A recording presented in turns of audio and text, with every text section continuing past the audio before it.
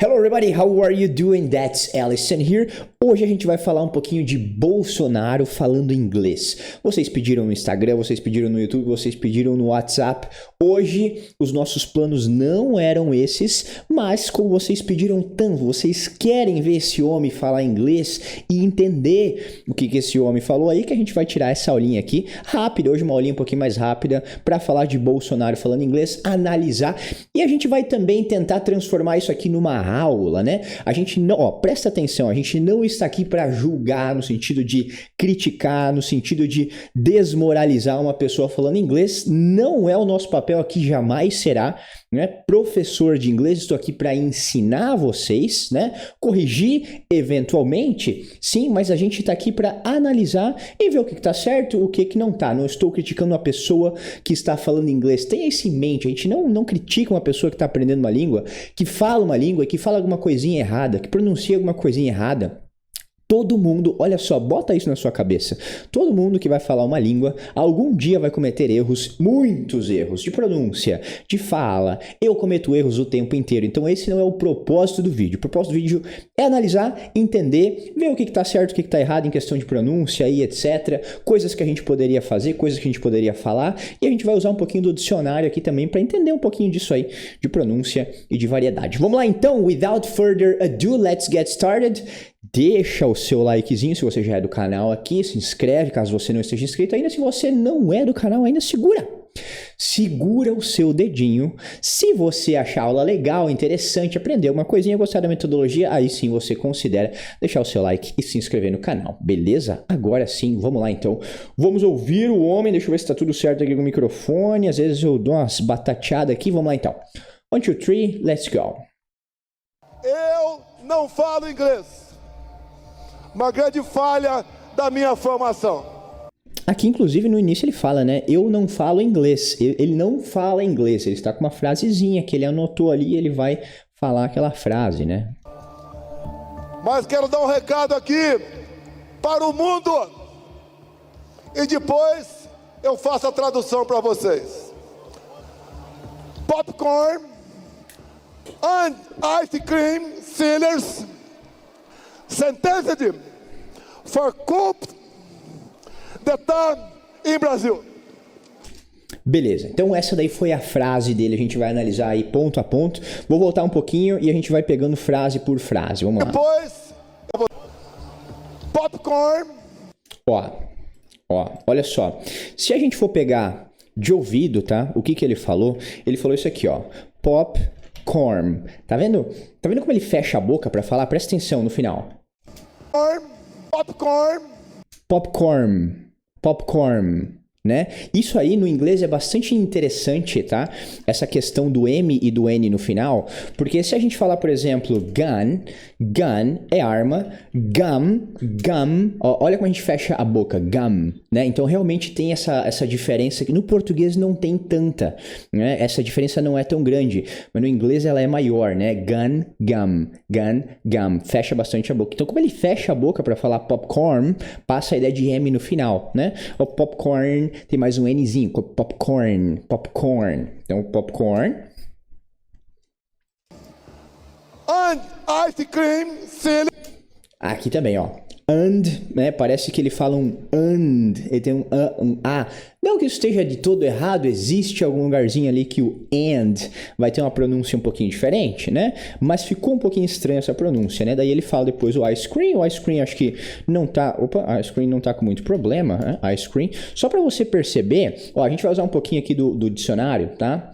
Vez ou outra aqui para você entender. Esse é o processo que eu uso para quando eu estou aprendendo alguma coisa nova. Então a gente vai fazer junto esse processo hoje, né? Eu gosto de usar o Cambridge, tem outros dicionários que eu uso também, mas o Cambridge é um dos favoritos.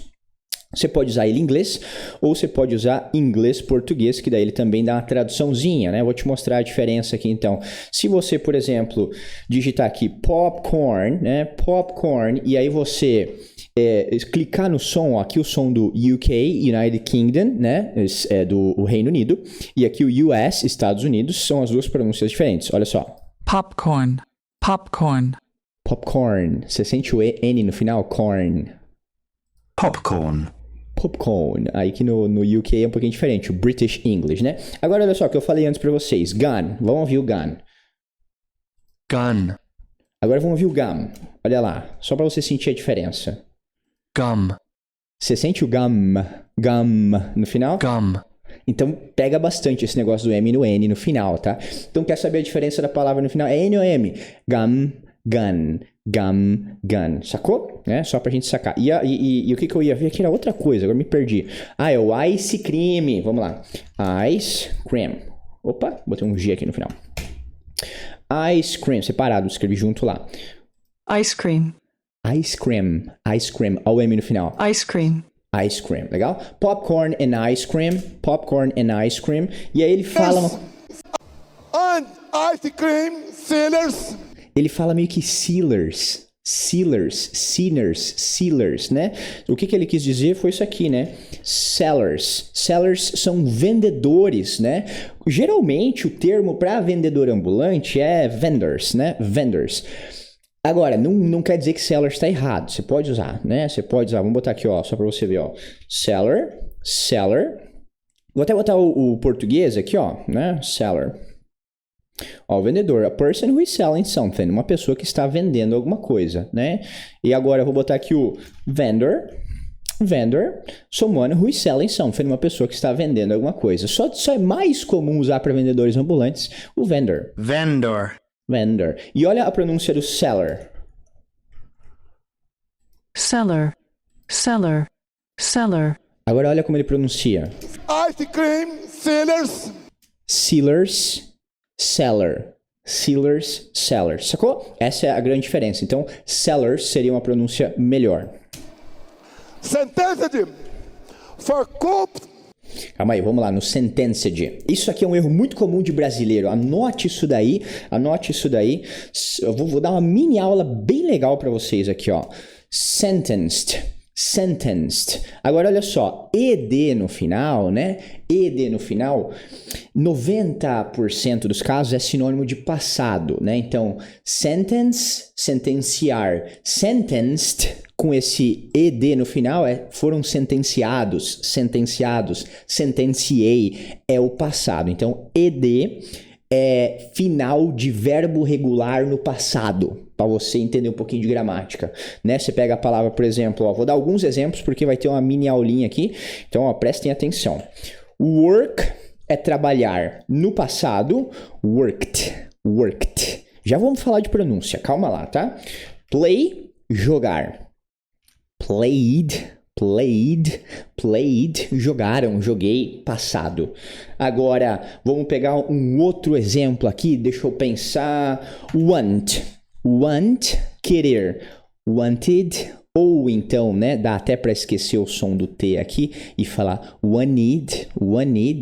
Ó, agora você vai entender a diferença dessas três pronúncias. Os três são ED e os três estão representando o verbo no passado. Worked, trabalhei, played, joguei, wanted, queria, eu quis, tá? Vamos lá então, entender a pronúncia. Aqui, a pronúncia final vai ser essa aqui, ó. Vou botar assim, ó, como se fosse uma pronúncia escrita. Deixa eu arrumar essa câmera aqui. Pronúncia escrita do português. Work, trabalhar, né? Então, esse aqui vai ter somzinho de T no final, ó. Worked. Right? Tranquilo? Esse aqui vai ter som de played. Som de D no final. E esse aqui vai ter um som diferente. Vai ter um som de one, o O. O que é a diferença desses três, então? Aqui não pronuncia, vou botar uma corzinha aqui só pra gente sacar, ó.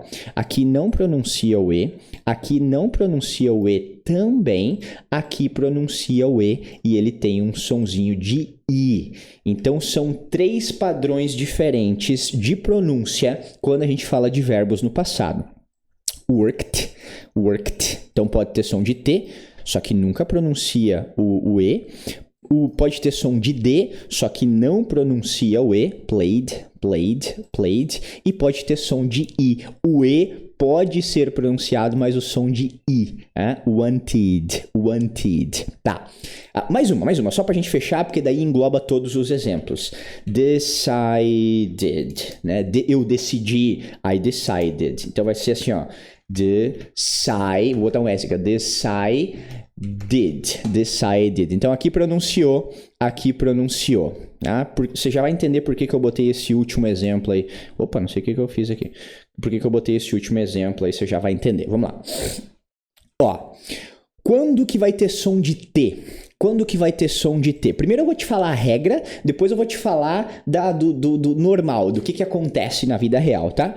Vai ter som de T, este ED vai ter som de T quando você não tem voz aqui, ó, quando não vibra a sua corda vocal na última letra. Então se você falar não vibra aqui, ó. E aí você vai fazer um som de T. Worked, watched, watched, washed, washed. Som de T, né? Quando não tem voz. Agora fala play. Tá vendo que tá vibrando? Faz aí. Play. Tá vibrando? Aí vai ter som de D. Played, played, played. Ah, então foca nesses dois primeiro e aí depois eu te explico o último ali. Olha só, por que tem som de T aqui? Porque é muito difícil você tentar sair de um som que não tem voz, não tem vibração na corda vocal, para um som que tem vibração na corda vocal. O que você está falando, Ellison? O K não vibra. O D vibra, vibra, o D vibra. Então, para você sair de um som que não vibra para um som que vibra, é muito difícil. Tenta fazer um som de K e depois um som de D aí. Work, D, work, D, work, D, work, D. É difícil, tem uma pausa, tem um esforço maior. Por isso que quase que automaticamente o som vai ser um som de D. Worked. Worked. É muito mais fácil fazer. Não exige aquela vibração depois de algo que não vibra. Worked, worked, worked, worked. É difícil fazer vibração. Então, naturalmente, é muito mais fácil você fazer um som de T. Então, o padrão é que tenha som de T. A regra é essa e também tem a facilidade. Tá? É quase que muito ruim você fazer um som de D.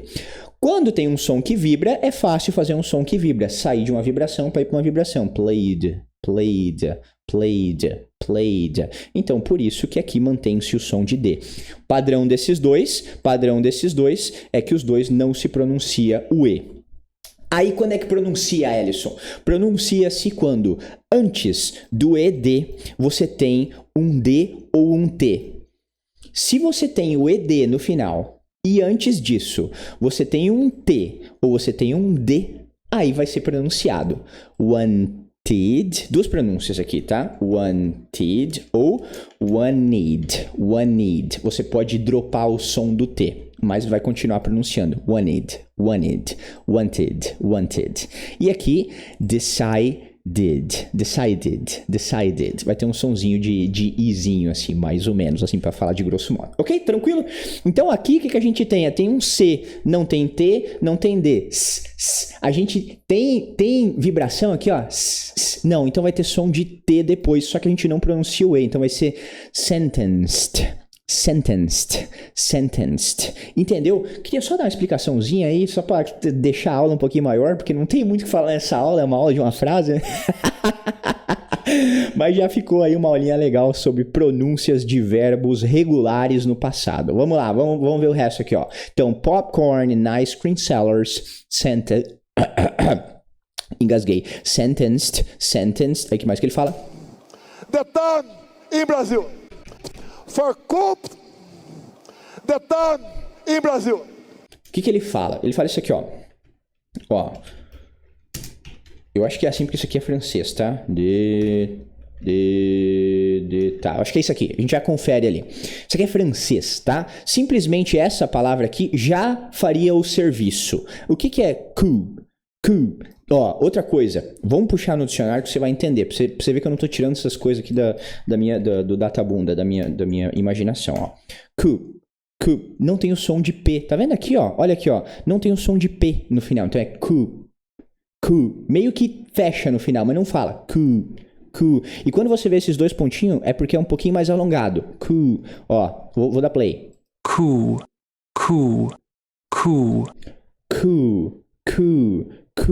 E também, né, coup já significa golpe, né, golpe, e tem o coup d'état, que, ó, vamos dar um play? coup d'etat, Coup d'etat. Coup d'etat, né? No inglês. coup d'etat, coup d'etat, Coup d'etat. Coup d'etat, né? Ó, quando tem os dois pontinhos, dá uma alongadinha. Isso aqui no dicionário, alfabeto fonético, tá? Bem legal aprender isso aqui, caso você tenha interesse, porque daí uma vez que você vê a palavra escrita aqui, você não precisa ouvi-la para saber como pronunciar. Só de você ver isso aqui, você já saca como é que é a pronúncia. E tem a pronúncia britânica também. Coup d'etat. Coup d'etat, muito parecido, né? Até porque isso é uma palavra que vem do francês. E, até onde eu sei, não tem uma palavra para falar golpe militar, golpe de Estado, no inglês mesmo. Então essa palavra foi introduzida no vocabulário, eles usam isso aí como golpe, tá? Golpe, ó. Você pode simplesmente falar coup, a military coup, né? Um golpe militar, por exemplo. Ou então você pode falar que nem o Bolsonaro falou, coup d'etat. Vamos ver se ele falou certo agora? For coup d'etat, for coup d'etat. Então ele fala for coup, ele dá um P no final, que não é pra ter, né? E aí ele fala d'etat, né? Que na verdade seria data, coup d'etat, né? E aí no final acho que só em Brasil, né? Em Brasil. Ok, muito bem. Então fica, deixa eu ver se eu escrevi certo aqui. Eu acho que não, né? Não, é T, né? Ó, coup d'etat, tem um T no final. É isso, agora ficou certo. Eu sempre falo coup, eu nunca usei muito o coup d'etat. A diferença acho que seria, eu não sou muito bom no francês, né? Mas eu acho que d'etat é de Estado. Então, coup d'etat, golpe de Estado, né? Mais literalmente, acredito eu. E aí acho que ele fala, aqui ele fala sentence for coup d'etat in Brazil. Acho que é isso aí. Vamos ver se agora ficou tudo certinho. Vamos vir do começo aí. Tradução para vocês. Popcorn and ice cream sellers sentenced for coup d'etat in Brasil. Legal, tranquilo, deu para entender o que tá mais errado na pronúncia. Eu nem entrei aqui, vocês perceberam, não entrei na questão accent, como é que vai? Esqueci, sotaque.